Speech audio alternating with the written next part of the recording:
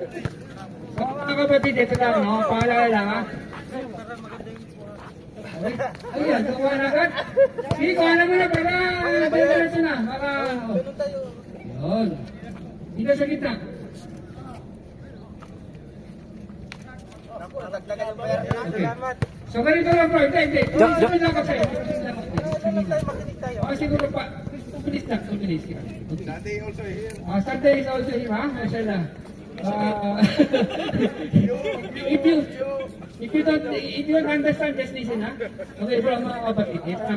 Kanina, siguro narinig na rin yung sinabi natin, no? Ulitin lang namin sa inyo, paalalan namin, mga hindi pa mga Muslim, buhay ay hindi masyadong magtatagal. Okay? Hindi namin kayo tinatakot dahil talaga naman yun ang totoo. Tanggapin man natin o hindi, ang buhay ay saglit lamang. Diba? Lalo na sa mga ano dyan, yung not getting any younger na daw, di ba? So, tumatanda na tayo at sooner ay aalis na tayo dito sa mundo. Pero, ang mahalaga dito, brothers, ay yung iniisip natin yung kabilang buhay. Okay? Walang problema kung hindi nyo masyadong magampanan o maging lagi nyo kayong Muslim, pero mahalaga mag-Muslim kayo siya. Okay? So, ano ba ang mga dapat na malaman ninyo tungkol sa Islam?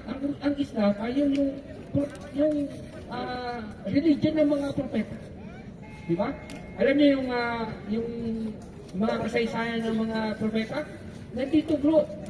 Di ba? Si Muhammad, si Sulaiman, si Solomon, si David, si Ibrahim. Di ba? Si Jesus, Isa alayhi salam. Dito nabuo ang kanilang mga istorya na pinili ni Allah Subhanahu wa Ta'ala para marinig natin ang kanilang mensahe. Anong mensahe? Yung Islam. Ang Islam, ang pinaka pinili ni Allah Subhanahu wa Ta'ala sa lahat ng mga reliyon, kaya isinishare namin sa inyo. Okay? Okay bro? So inshallah yun lang ha.